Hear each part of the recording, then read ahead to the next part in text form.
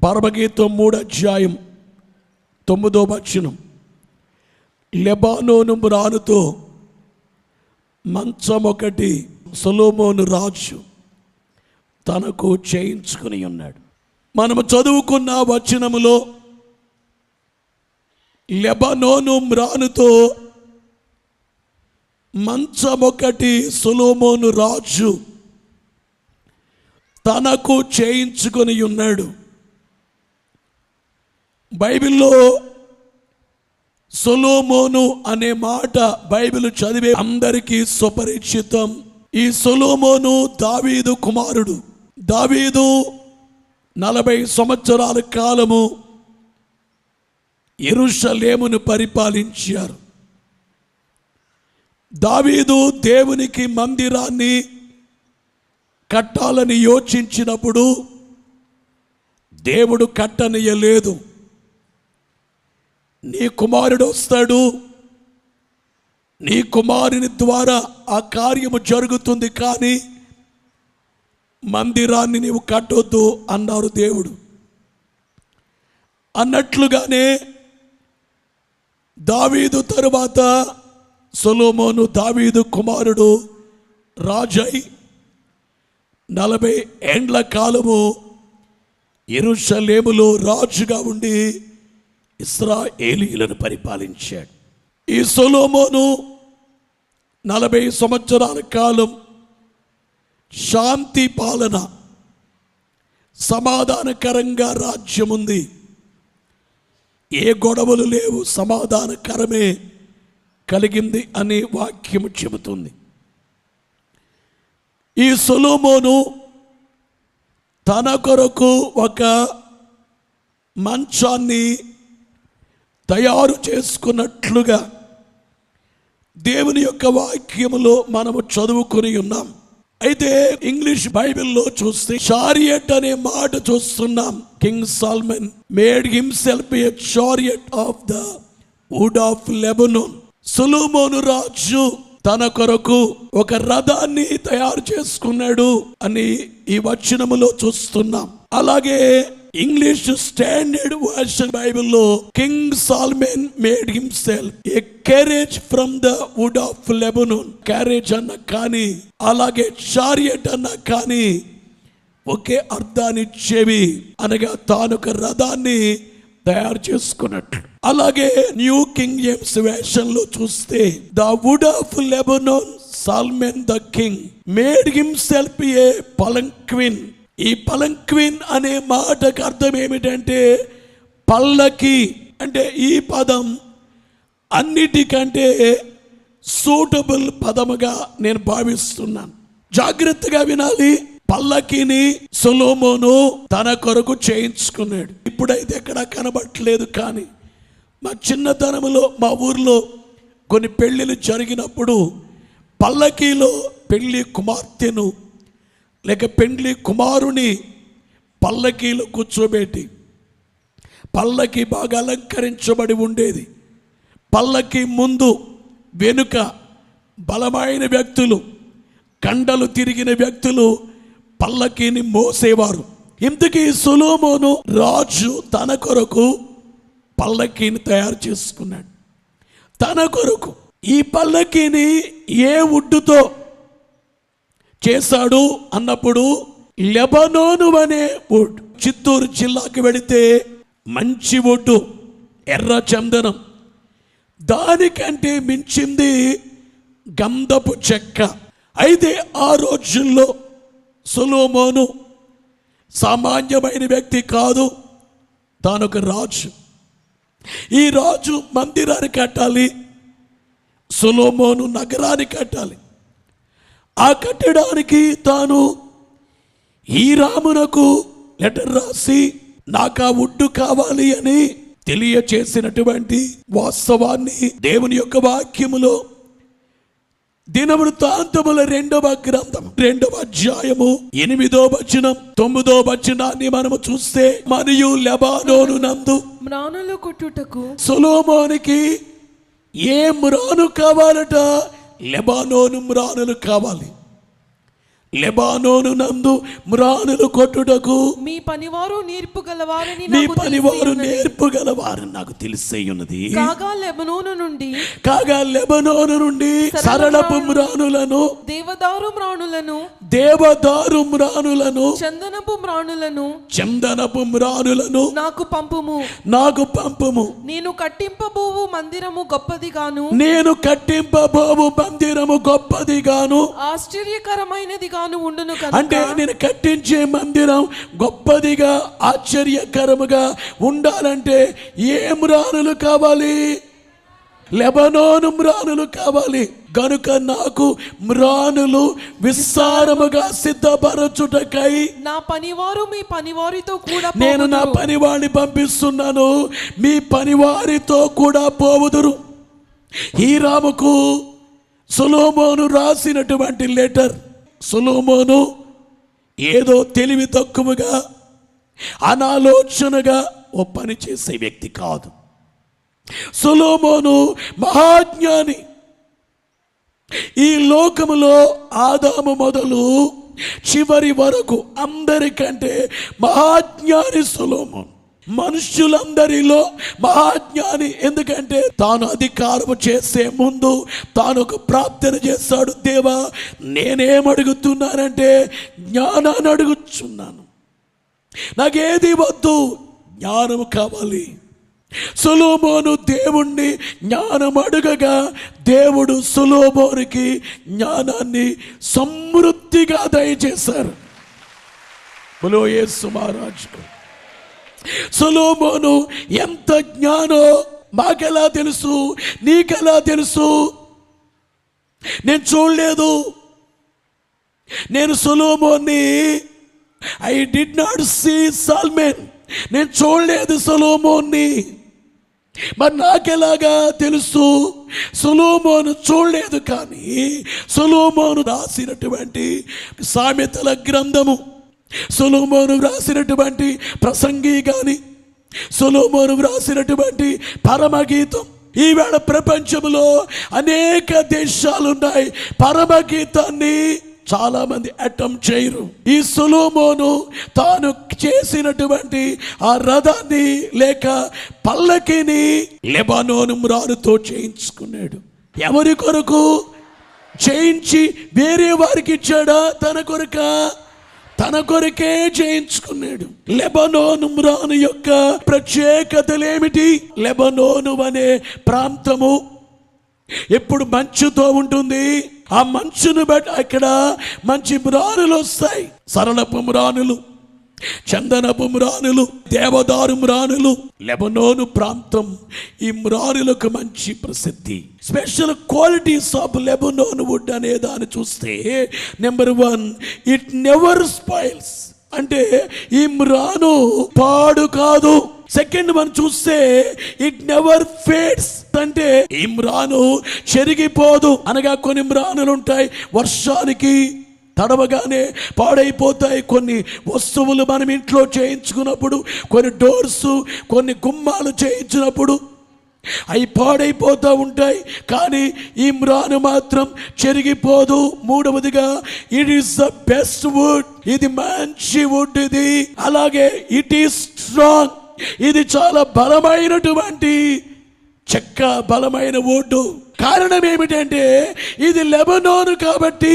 అనగా ఈ మ్రానుకుండే ప్రత్యేకతలు మరి ఏ మ్రానుకు లేవు. అలాంటి మ్రానుతో సొలొమోను ఏం చేయించుకున్నాడు? తెలుగు బైబిల్లో మంచము, ఇంగ్లీష్ బైబిల్లో రథం, మరొక బైబిల్లో పల్లకి తయారు చేసుకున్నాడు. అయితే చదవబడిన ఈ వచనాల్లో ఈ విషయాలు సొలొమోను గూర్చి కాదు. బైబిల్లో ఇద్దరు సొలొమోనులు. సొలొమోను అనే మాటకు అర్థం ఏమిటంటే సమాధానం, సమాధానకర్త. అందుకే సొలొమోను కాలంలో యుద్ధాలేమీ లేవు, అంత శాంతిగా ఉంది. దేశములన్నీ చుట్టూన్న వాళ్ళు సొలొమోనుకు భయపడ్డారు యుద్ధము లేకుండగానే. ప్రియులారా గమనించాలి, బైబిల్లో దావీదు కుమారుడైన సొలొమోను, మరొక సొలొమోను, అసలు సిసలైనటువంటి సొలొమోను ఉన్నారు. లూకా సువార్త 11వ అధ్యాయం 31వ వచనములో యేసువారు చెబుతున్నారు, indeed a greater than Solomon is here. దక్షిణ దేశపు రాణి విమర్శ కాలమున ఈ తరము వారితో కూడా లేచి వారి మీద నేరస్థాపన చేయును. ఆమె సొలొమోను జ్ఞానము వినుటకు భూమి అంతముల నుండి వచ్చెను. ఇదిగో సొలొమోను కంటే గొప్పవాడు ఇక్కడ ఉన్నాడు. Greater than Solomon is here. సొలొమోను కంటే గొప్పవాడు ఇక్కడ ఉన్నారు. ఎవరైనా యేసుక్రీస్తే సొలొమోను అనే మాటకు సమాధానకర్త. యేసువారే అసలైన సమాధానకర్త. అందుకనే యెషయా 9:6 సమాధానకర్త యగు అధిపతి అని అతనికి పేరు పెట్టబడును. ప్రిన్స్ ఆఫ్ పీస్ అనే మాట మనం అక్కడ చూస్తాం. ఇప్పుడు చెప్పండి, యేసుక్రీస్తు అనబడే సమాధానకర్త తన కొరకు ఒక రథాన్ని చేసుకున్నారు. ఆ రథం ఏమిటి? ఏం రాను. అపోస్తలుల కార్యముల గ్రంథము 20 అధ్యాయం 28వ వచనములో చూస్తే దేవుడు తన స్వరక్తమిచ్చి సంపాదించిన తన సంఘమును కాయుట. దేవుడు తన రక్తమిచ్చి సంపాదించిన purchased with his own blood. కొనుక్కున్నారు ఎట్లా? With his own blood. యేసువారు సిలువ వేయబడి రక్తాన్ని చిందించి ఆయన చేతుల్లో, కాళ్ళల్లో, శిరస్సుపై, శరీరమంతా గాయాలు పొంది మొయ్యలేని మ్రాను మోసి సిలువ కంటగొట్టబడి సిలువ మ్రానుతో తయారు చేసుకున్నటువంటి రథము క్రైస్తవ సంఘము. క్రైస్తవ సంగమ ఘనకార్యములు చేయు కాలము వచ్చెను తెలుసునా. క్రీస్తు ప్రభువుని క్రియల మూలంబుగా కీర్తి పొందునని తెలుసునా. వీడు నోడింతువు తెలుసునా. ఇటుకు విడగొట్టు నువ్వు తెలుసునా. యేసు మహారాజును ఏం రానుతో చేశారు? It was prepared with the cross. సిలువ రానుతో తయారు చేయబడింది. ఫస్ట్ వన్ చూస్తే ఇట్స్ గ్లో. ఈ సంఘం ఎట్లా ఉంది? క్రైస్తవ సంఘము దాని ప్రకాశత 2000 సంవత్సరముల కాలమైనా కానీ క్రైస్తవ సంఘమునకున్న ప్రకాశత తగ్గలేదు. బలో యేసు మహారాజుకు. Second, never fades. ఈ సంఘమే ఎప్పటికీ చెరిగిపోలేదు. 2000 సంవత్సరాలైనా చెరిగిపోయిందా? It's the strongest, it's the best. ప్రపంచములో క్రైస్తవ సంఘాన్ని చూస్తే రచనకు ఎక్కువ, రాజాలకెక్కువ, రచనకు ఎక్కువ, రాజాలకెక్కువ, కవనమునకెక్కువ. ఏ మతము? క్రైస్తవ సంఘము కాదా? బడులు, బడులు ఏర్పాటు చేసి, బోర్డింగులు ఏర్పాటు చేసి, కుష్ఠరోగులకి ఆశ్రయాలు పెట్టి, ఆ యొక్క పేదవారికి, దిక్కులేని వారికి ఆశ్రమాలు పెట్టి, అలాగే పేద పిల్లలకి చదువులు చెప్పింది క్రైస్తవ సంఘము కాదా? క్రైస్తవ సంఘము చేసిన సేవలు ఎన్ని సేవలు! ప్రభునందు ప్రియమైనటువంటి దేవుని విశ్వాసులారా, it's glow, never fades, it's the best, it's the strong. సిలువ మ్రానుతో చేయబడిన క్రైస్తవ సంఘమే స్ట్రాంగ్ గా ఉంది. ఒకవైపు బలహీనంగా కనిపించిన, అంటే కొన్ని దేశాల్లో యేసుని నమ్మిన వాడు చల్లారిపోయి ఉండొచ్చు, కనబడొచ్చు. పలానా దేశంలో చల్లారిపోయారు, పలానా దేశంలో చచ్చికెళ్లే శాతం తగ్గింది. ఒకవైపు తగ్గినట్లుగా కనిపించిన మరొక వైపు వెళ్ళిపోయే సంఘము క్రైస్తవ సంఘం. బలో యేసు మహారాజుకు. ప్రభునందు ప్రియమైనటువంటి దేవుని విశ్వాసులారా, ఇదిగో ఈ సంఘమే చెరిగిపోదు, పాడైపోదు, ఎప్పటికీ నాశనము కాదు. ఇది ప్రకాశిస్తుంటుంది. క్రైస్తవ సంఘం కారణం ఏమిటంటే యేసు శిలువ ద్వారా వచ్చిన సంఘము గనుక ఎప్పటికీ పాడు కానే కాదనబడేటువంటి వాస్తవాన్ని గుర్తించాలి అని దేవుని సేవకునిగా మీ అందరికీ తెలియజేస్తున్నాను. లోక కార్యములెల్లా నీ కార్య దాటికి లొక్కేయని నీకు తెలుసునా? ఏ కార్యమైనాను ఎంచి చేసిన ఎడల ఏ కార్యతిని జరుగు తెలుసునా? ఎంతో చక్కగా జరుగు తెలుసునా? ఎంతో వింతగా జరుగు తెలుసునా? సంగమా ఘన కార్యములు చేయు కాలము వచ్చును తెలుసునా? ఈవేళ మనందరం భక్తిగా ఉంటున్నాం అనుకుంటున్నాం, మనం చాలా విశ్వాసులం అనుకుంటున్నాం, చర్చికి వచ్చాం, మోకరించాం, ప్రార్థించాం అనుకుంటున్నాము. కానీ ఆది క్రైస్తవ సంఘం ఆరంభ కాలం మొదటి సంఘాన్ని చూస్తే ఆ సంఘమే ఎన్ని శ్రమలు భరించిందో. అనేక మంది క్రైస్తవులే రంపములతో కోయబడ్డారు, రాళ్లతో కొట్టబడ్డారు, చెట్ల కొమ్మలకి వ్రేలాడ తీయబడ్డారు, అడవిలో ఉండే మృగాలకి ఆహారంగా వేయబడ్డారు. రెండు కొమ్మలు కలిపి కట్టి ఒక కొమ్మకో కాలు ఒక కొమ్మకో కాలు కట్టి ఆ తాడిపితే రెండుగా చీల్చబడ్డారు క్రైస్తవులు. ఎంత శ్రమ శ్రమ శ్రమ శ్రమ. నీరో అనే చక్రవర్తి, రోమన్ చక్రవర్తి అన్నాడు, క్రైస్తవులనే అంశమే లేకుండా కూకటి వ్రేళ్లతో పికిలించేస్తానన్నాడు. ఈ ప్రపంచంలో క్రైస్తవుడు కనబడడు అన్నాడు. సవాలు విసిరాడు నీరో. ఎన్ని శ్రమలు భరించిందో సంఘము. కత్తిపోటులు, రాళ్ల దెబ్బలు, కర్రకు గల రంపముల కోతలు. కత్తిపోటులు, రాళ్ల దెబ్బలు, కర్రకు గల రంపముల కోతలు, బెత్తములు, కొరడాలు దెబ్బలుపై బడి చీలి దేగము వాళ్ళలాడెను రక్తము భూమిపై. ఈరోజే సంఘానికి క్రీస్తు అర్థం కాలేదు. అందుకనే వర్షం వస్తే చర్చికి రారు,